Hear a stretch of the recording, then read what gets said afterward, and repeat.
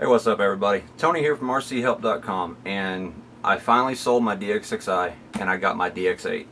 The only reason I got this one instead of the DX7S, which I was going to get, was because of the two free receivers that this come with. If you actually add it up, the price is really close to buy the DX7S plus these two receivers. I mean, it's kind of a no-brainer to go ahead and go with the DX8. But this is it. It's a, man, I can't say enough about this radio. I've already had it out. You guys have probably seen the videos. I've been playing with the MCPX with it, and I've got new toys coming for that thing too. And it's an unbelievably nice radio. Even the box that it comes in is really nice. Now when they package these, they do package them well. All this come inside a nice package box, which is a lot bigger than what it really needed to be for this radio. And plus, it's a box in a box. Alright, once you get it out of the box, this is pretty much what you're going to see. Take the top off, and there's the Purdy DX8. You've got the main radio here. You've got your telemetry module here. These are your two free receivers. We'll get into those a little bit later. Your AR8000 with the satellite underneath it. Neck strap. This comes in a plastic bag, by the way. Like I said, I've had it up playing with it.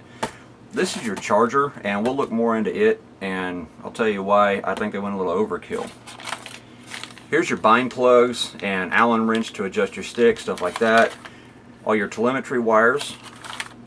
128 megabyte SD card, so you can upload and download different flight models to the radio.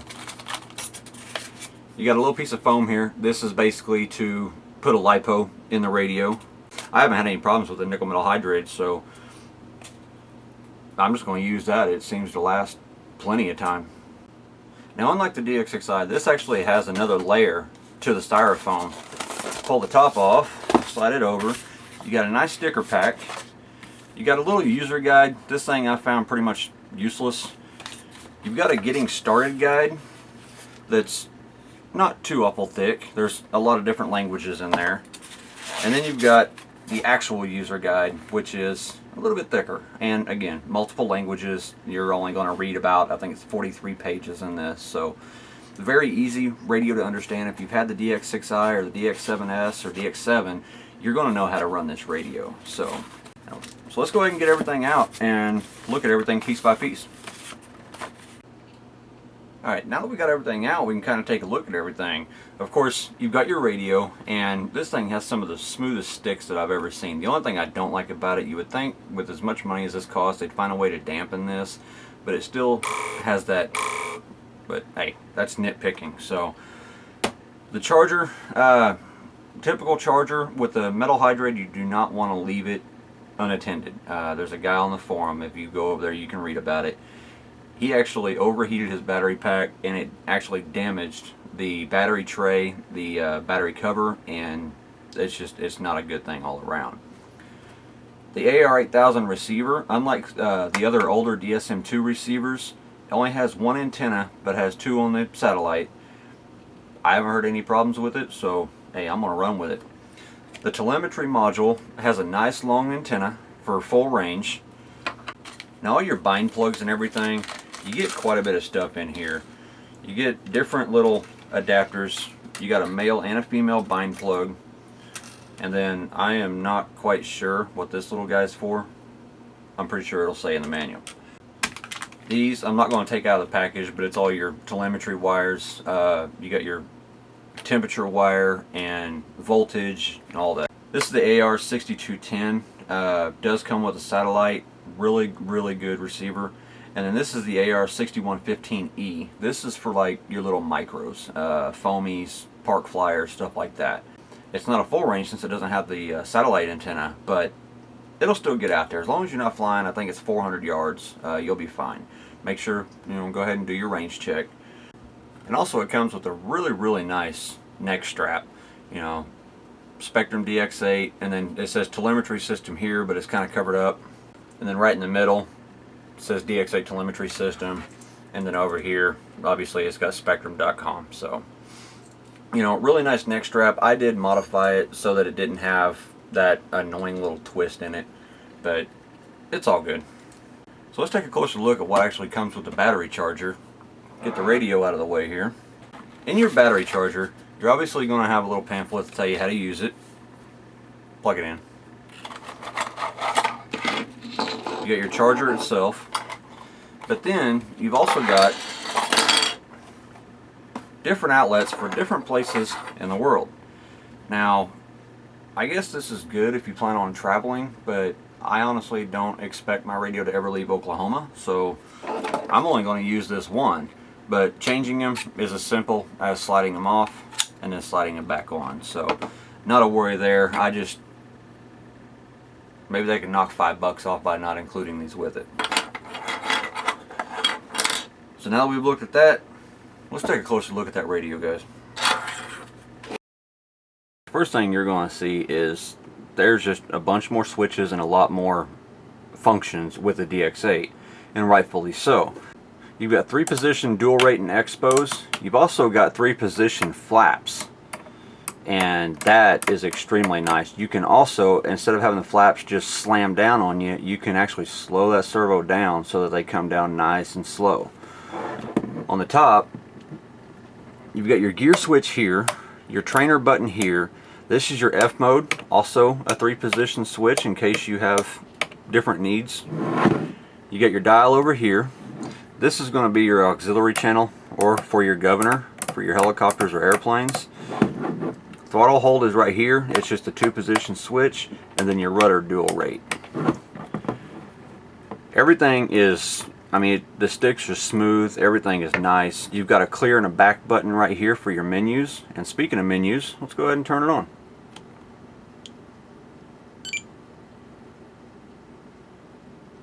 As you can see, I've got it set on my MCPX, and one thing you might notice, it's got a backlight in it. No, I did not install this one. I know I installed it on my DX6i. I did not put it in this one. It comes with it. The wheel feels a lot better than the DX6i. It feels a lot more sturdy. I don't know if the trim tabs are aluminum or not, but they sure look aluminum. You've also got a nice light up here to let you know that your radio's on, because here in a little bit that backlight will go off. Just like that. Now on the screen itself, if you actually are flying and you want to get the backlight back on, all you got to do, just turn the wheel 1 click and it'll come right back on. There are different settings for the metal hydrate batteries and the LiPo batteries. This one is set on metal hydrate, so it's at 5 volts right now. It's going to come with 4.8, and it'll charge up to about 5.5 to 5.6. Just like with the DX6i, click only the top. You click it, and you'll go in here. You've got your servo setup screen, and it's got everything: sub trim, reverse, speed. Now if we were on an airplane model, I could show you how to adjust the flap speed, but let's say throttle, you'll go down here and you'll click on that and you'll slow it down by however many seconds. You can go up to make those flaps kick in 30 seconds from flat to full flaps, and it's ridiculously long, but you can do it. I do not want my throttle being 30 seconds delay. Alright, we've got your dual rate and Expo. Now this I absolutely love. Right now we're on aileron, so as I move it, you can see that bar is going to move. It's going to tell you exactly where it is. But if I go down here to Expo and I click on it, you can do both at the same time, or click out of it, hold left aileron, and it's only going to do the left. You can do differential Expo in these. Same thing with the right. Now, if you wanted to adjust them both together, which I always do, just click it and then start moving. The best thing I like about this radio is it gives you a graph and it lets you see what those dual rates are going to do as you're moving. You can see right here the servo is not going to have very much movement, but then once you get out, it's going to exponentially get faster. Now just like with the DX6i, we can also lower these down into the negatives, and you'll be able to see exactly what that bar graph is going to do. Now you can see whenever you barely move that stick, that servo is going to be moving a whole lot right there, but once you get on the outside edges, it's not going to be moving so much. I'll be getting a lot more into this in future videos. So if you're just watching this and you're not subscribed, subscribe now. Click that button up there. Now also, you can go into your dual rates and you can set every one of these to the exact same switch. That way you don't have to flip 3 different switches to get 3 different Expo or dual rates. You can flip one and it'll change every one of them. Again, we will be getting more into this a little bit later. Throttle cut is just that. You can set your different switches on which one is going to be your throttle cut. And another thing that I like about this over the DX6i, you can't, if you just kept scrolling to the left, it just keep bouncing, you know, inhibit list, and it got annoying because I want to scroll fast and then get to it.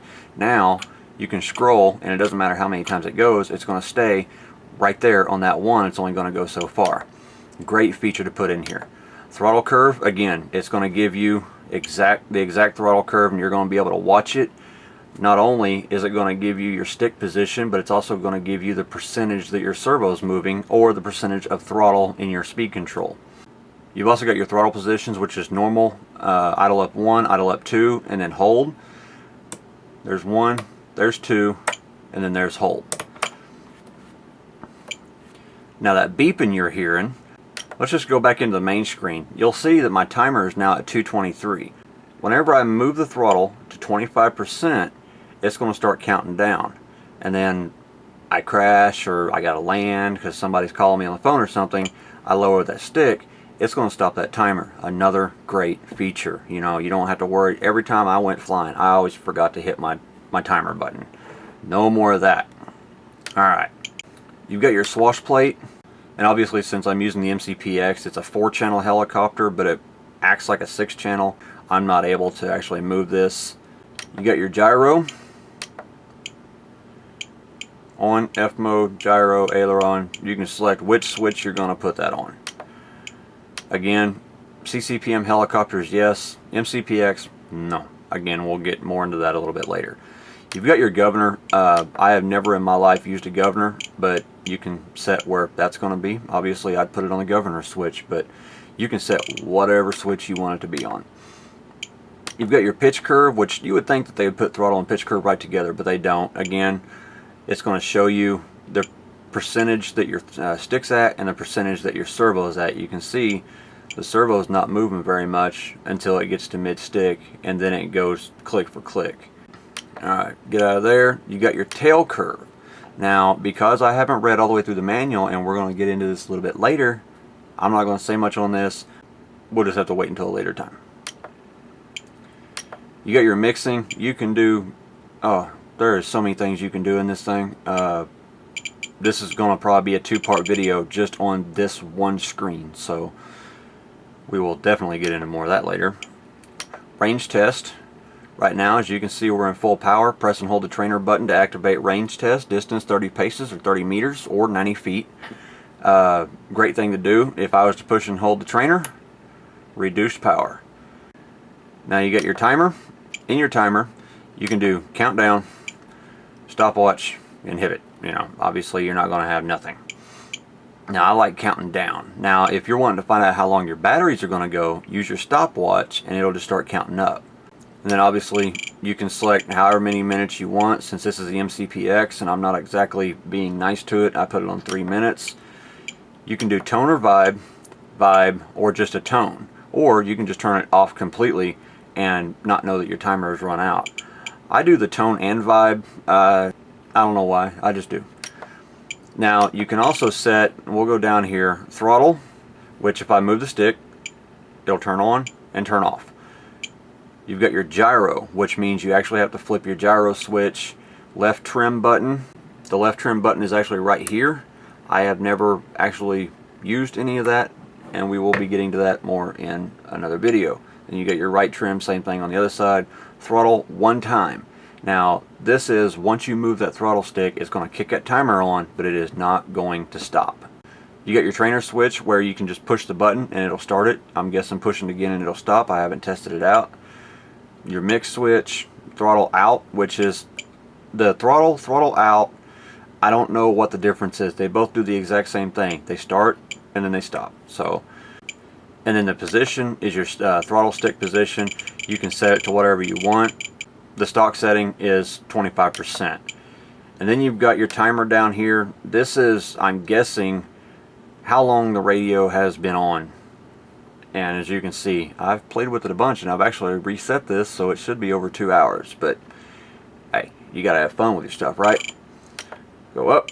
You can go into monitor. Again, this is just like the DX6i. You can see all your different stick movements, flip all your switches, you can see everything moving. It's a typical monitor list. Now, say you're flying and okay, I'm done with that model. Alright, what you need to do, push both of these and it'll take you into your model select. You got your MCPX, the F16, Acro, and then all the way down here on 30, I've got another MCPX model that I was testing out. Obviously, since I'm playing with the MCPX, we're going to put it back on that. Now to get into your menu screen, you'll turn the radio off, push and hold your wheel, and then turn your radio on.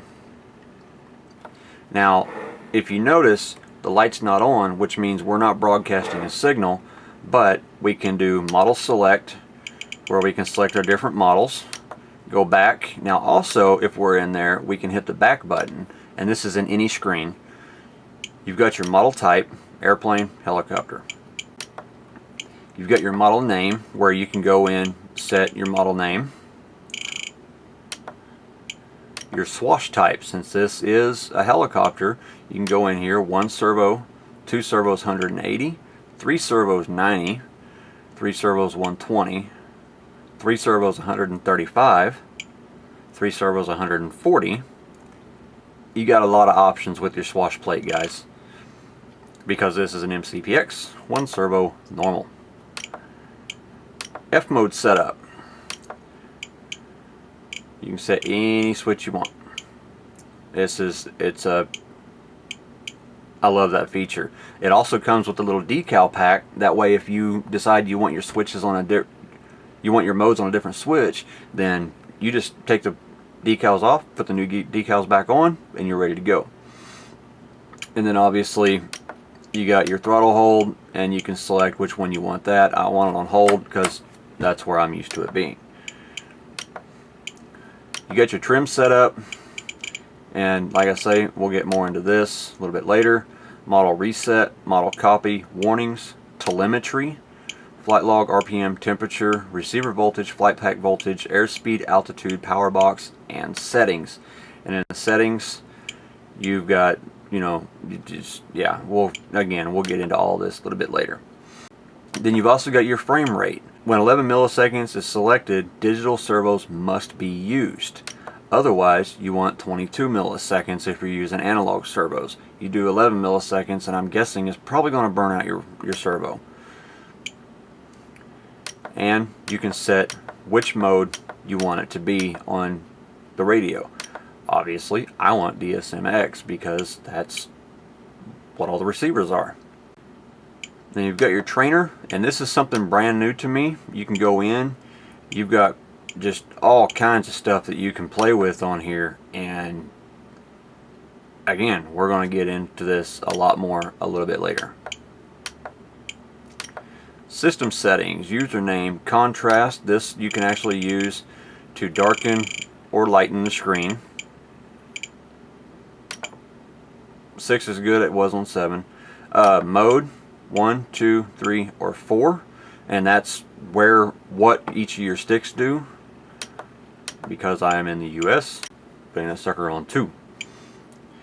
It skips over the region. What that's going to do is it's going to lower the power for places like Europe and France, and then it's going to raise the power for places like the United States because, well, we like more power. And then the language that you want everything in.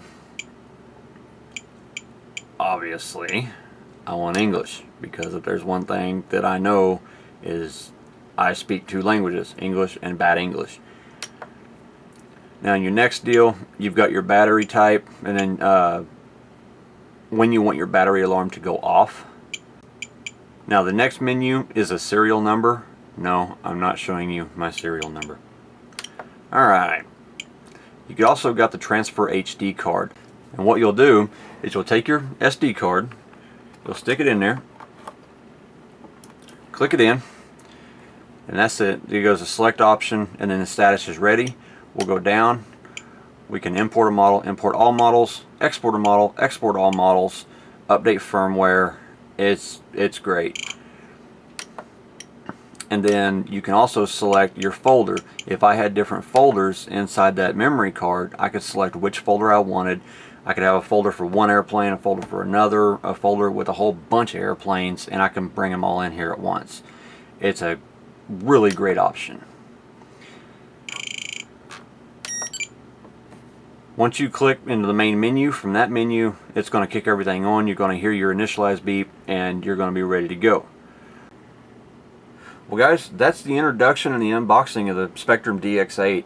This thing, it's wonderful. One thing I forgot to mention is these are all rubber, and it has such a nice feel when you have it in your hands, whether you fly like this or you fly like this. It feels so much better than a DX6i. So guys, hope you learned something. Make sure you subscribe, because there are going to be a ton of videos on how to do anything and everything with this radio. Thanks for watching, guys. We'll see you in the next video.